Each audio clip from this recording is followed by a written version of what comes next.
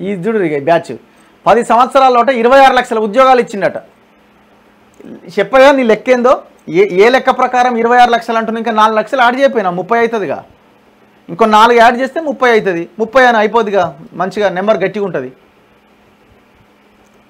మాకంటే ఎక్కువ ఏ రాష్ట్రం ఇయ్యలే, మేము తప్పు చేసినామని నాయన క్షమించండి మమ్మల్ని అని ఒప్పుకోవాల్సింది పోయి, మేము అంతా చేసినాం, జనమే మాకు ఓటేయలే, మీరు మోసపోయారు. ఇదే నువ్వు నీ పార్టీని మొత్తం సర్వనాశనం చేస్తున్నావు.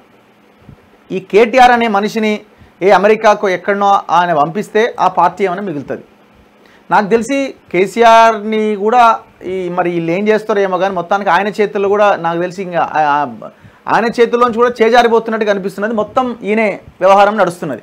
ఇది ఏమైందో లాస్ట్కి చూడాలి. ఏ రాష్ట్రమైనా ఇచ్చినట్టు నిరూపిస్తే రాజీనామా చేస్తా. ఇప్పుడు నువ్వు ఇచ్చినట్టు నువ్వు నిరూపించరాదు 20 లక్షలు. ఇప్పుడు ఎవరో ఎందుకు నిరూపించాలా? నువ్వు చెప్పిన ఫేక్ ముచ్చటని ఎవరో ఎందుకు నిరూపించాలి?